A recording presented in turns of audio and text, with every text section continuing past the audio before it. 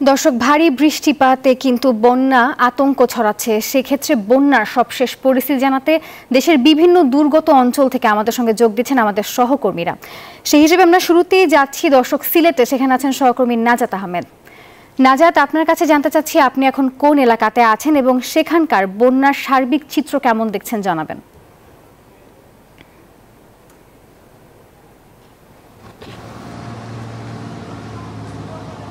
ধন্যবাদ আপনাকে। আমি আছি এখন সিলেটের গোয়াইনঘাট উপজেলার থানাবাজার এলাকায়। আমি যেমনটি দেখতে পাচ্ছেন, আমি এই এলাকায় আসলে পুরোটাই পানিতে নিমজ্জিত রয়েছে। ভারী বর্ষণ ও পাহাড়ি ঢলের কারণে কিন্তু সিলেটের যে চলমান বন্যা রয়েছে সেই বন্যা পরিস্থিতি কিন্তু অবনতি হয়েছে।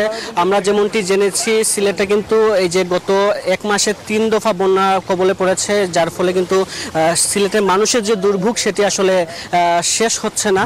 আমি আছি এখন যে জায়গাটি আছে, এই জায়গাটি আসলে পুরোটাই আসলে পানিতে নিমজ্জিত রয়েছে। এখানে আমার পাশে রয়েছে উপজেলা পরিষদ। এই উপজেলা পরিষদেও কিন্তু পানি রয়েছে।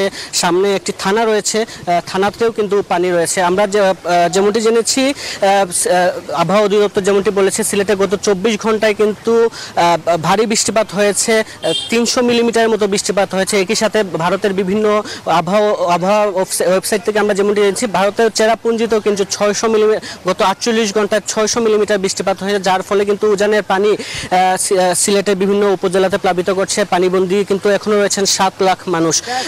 প্রশাসনের পক্ষ থেকে কিন্তু এই যে পানিবন্দী মানুষকে উদ্ধারের তৎপরতা চালানো হচ্ছে। একই সাথে তারা যেটি বলছেন, তারা কিন্তু খাবার, শুকনো খাবার, একই সাথে খাবার স্যালাইনও দেওয়া হচ্ছে। কিন্তু আমরা অনেকের সাথে কথা বলেছি, তারা সাধারণ মানুষ যেটি অভিযোগ করেছেন,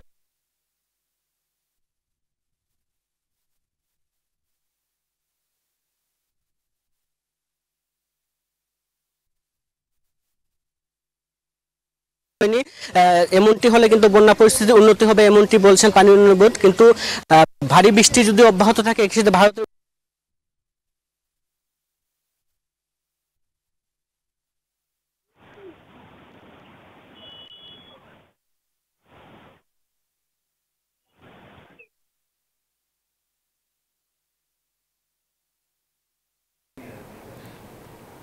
দর্শক, এই পর্যায়ে যাব সুনামগঞ্জে। সেখানে আছেন সহকর্মী মোহাম্মদ বোরহান উদ্দিন। বোরহান, আপনার কাছেও একই চিত্র জানতে চাবো যে আপনি সুনামগঞ্জের কোথায় আছেন এবং সেখানে বন্যা পরিস্থিতি কেমন দেখছেন।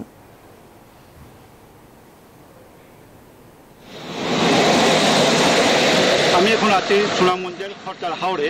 আপনার এই হাওড়ের রাস্তা দিয়ে পানি আপনার পাহাড়ি ঢল বিভিন্ন নিম্নাঞ্চল প্রবেশ করছে আপনার বিশম্বরপুর, তাহিরপুর, মধ্যনগর, ধর্মপাশা সহ বিভিন্ন নিম্নাঞ্চলে পানি প্রবাহিতার ফলে নিম্নাঞ্চলে মানুষ পানিবন্দী হয়ে পড়েছেন। আপনার সুনামগঞ্জের সাথে তাহিরপুর, বিশম্বরপুর, জামালগঞ্জ নতুন করে যোগাযোগ বন্ধ রয়েছে। গতকাল থেকে আপনার তাহিরপুর, বিশম্বরপুরে যোগাযোগ বন্ধ রয়েছে। আমি এখন একজন ওই বন্যা চালকের সাথে কথা বলবো। উনি কি মনে করছেন আজকের এই সড়ক যোগাযোগের ক্ষেত্রে? ধন্যবাদ নিউজ 24-কে। পাহাড়ি ঢলে আমাদের সুনামগঞ্জের পানি অনেক বেড়েছে এবং যোগাযোগ বিচ্ছিন্ন হয়েছে।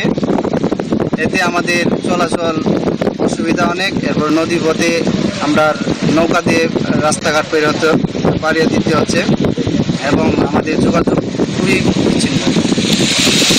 ধন্যবাদ। আমি আবারও যেটা বলি, সুনামগঞ্জের সাথে এখনও যোগাযোগ বিচ্ছিন্ন রয়েছে। তাহিরপুর, বিশম্বরপুর, জামালগঞ্জ সহ বিভিন্ন নিম্নাঞ্চলের সড়ক বিচ্ছিন্ন রয়েছে এবং গ্রামীণ সড়কগুলো ভেঙে গেছে। আপনার নিম্নাঞ্চলের এই পানি বন্দী হয়ে পড়েছে লক্ষাধিক মানুষ এবং লক্ষাধিক মানুষ পানিবন্দী হয়ে গেছেন। আপনার জেলা প্রশাসন জানিয়েছেন ত্রাণের কোনো সমস্যা নাই, পর্যাপ্ত ত্রাণ আছে। এই ছিল আমার কাছে সর্বশেষ। এখন আমি ফেনীতে যাব। ফেনীর সর্বশেষ অবস্থা।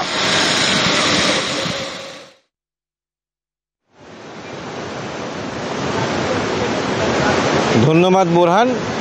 ফেনীতে যে গতকাল রাতে যে মুহুরী নদীর যে 4টি স্থানে বাঁধ ভেঙেছে, সেই 4টি স্থানের ভাঙা বাঁধ দিয়ে কিন্তু এখনও পানি প্রবল বেগে প্রবাহিত হচ্ছে এবং লোকালয়ে পানিগুলো ঢুকছে। আমরা এখন দেখছি একটি গ্রামীণ সড়কে রয়েছি, ফুলগাজীর তো এখানে দেখা যাচ্ছে যে গ্রামীণ সড়কগুলো কিন্তু ভেঙে যাচ্ছে এবং অর্থাৎ যোগাযোগও বিচ্ছিন্ন হয়ে যাওয়ার আশঙ্কা রয়েছে। এখানকার প্রতি বছরই কিন্তু ফুলগাজী এবং পরশুরাম উপজেলায় কিন্তু বন্যা নিয়ন্ত্রণ বাঁধ ভেঙে বন্যা প্লাবিত হয় গ্রামের পর গ্রাম। প্রতি গ্রামবাসীর দাবি যে ফুলগাজী যে মুহুরী নদীর বাঁধটি যেন স্থায়ীভাবে নির্মাণ করা হয়। এই দাবির প্রেক্ষিতে আজকে এখানে বন্যা স্থানগুলো পরিদর্শন করতে এসেছিলেন স্থানীয় এমপি আলাউদ্দিন আহমেদ চৌধুরী নাসিম এবং পানি সম্পদ উপমন্ত্রী জাহিদ ফারুক। তিনি এসে যে প্রতিশ্রুতি দিয়েছেন যে এবারের যে মুহুরী, কহুয়া এবং সিলুইনি নদীর যে বন্যা নিয়ন্ত্রণ বাঁধ একটি প্রকল্প নেওয়া হয়েছে স্থায়ী বাঁধ নেওয়ার জন্য, এবং সেটি এবারে একনেকে পাস হবে এবং আগামী বর্ষার পূর্বেই এই নিয়ন্ত্রণ বাঁধের কাজ করা হবে এবং এই নিয়ন্ত্রণ বাঁধ সম্পূর্ণ কাজ হলে কিন্তু এবং ফুলগাজী এবং পরশুরামে আর কখনো বন্যা হবে না এবং বাঁধ ভাঙার কোনো সম্ভাবনা নেই বলে তিনি জানিয়েছেন। এই নিয়ন্ত্রণ বাঁধ প্রকল্পের বাজেট ধরা হয়েছে আনুমানিক 700 থেকে 800 কোটি টাকা। তো বলা যায় এই নিয়ন্ত্রণ বাঁধ হলেই নির্মাণ হলেই এই ফেনী, ফুলগাজী এবং পরশুরামের যে মানুষ গ্রামবাসীকে যে বন্যা প্রতি বছর কবলে পড়তে হতো তার অনেকটা অবসান হবে। এই ছিল আমার কাছ থেকে ফেনীর ফুলগাজীর বন্যার পরিস্থিতি নিয়ে সবশেষ তথ্য। আমি এখন চলে যাচ্ছি, আমাদের আরেক সহকর্মী রয়েছেন শেরপুরের, বন্যার পরিস্থিতি জানাবেন জোবাইদুল।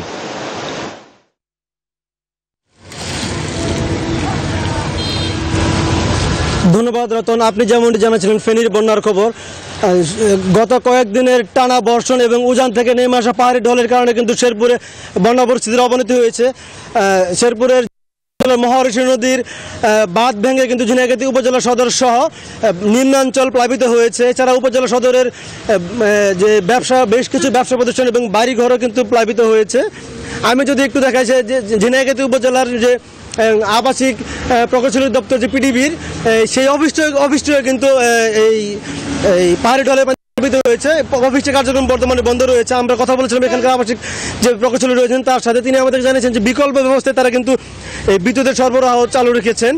আমরা কথা বলেছি পানি উন্নয়ন বোর্ডের লোকজনের সাথে, তারা আমাদেরকে জানিয়েছেন যে পানি কিন্তু এখন কমতে শুরু করেছে এবং যদি বৃষ্টির পরিমাণ কম থাকে তাহলে কিন্তু এই পানি ধীরে ধীরে নেমে যাবে। আমি একটু কথা বলছি এখানকার পিডিবির আবাসিক প্রকৌশলীর সাথে যে আপনার অফিসের বর্তমানে কী অবস্থা? আমরা বর্তমানে আপনি দেখতে পাচ্ছেন যে আমরা পানিবন্দী অবস্থায় আছি, আমাদের বন্ধ আছে, কিন্তু আমরা আমাদের লাইন মেরামত এবং রক্ষণাবেক্ষণ কাজ চালু আছে। আমাদের যে সকল নিম্ন এলাকা প্লাবিত হয়েছে সে সকল এলাকা কিছু জায়গা আমরা বিদ্যুৎ সরবরাহ করতে পারি নাই, এটা আশা করতেছি রাতের মধ্যেই সব চালু হবে ইনশাল্লাহ। ধন্যবাদ আপনাকে। শুনছিলেন যে এই ছিল ঝিনাইগাতি চিত্র। আমি যদি একটু নালিতাবাড়ির চিত্র জানাই, ঝিনাইগাতিতে কিন্তু মহারশীর পানি একটু কমতে শুরু করেছে, তবে ভুগাই নদীতে কিন্তু পানি বেড়েছে, যেটি সকালে ছিল আপনার 48 সেন্টিমিটার বিপদ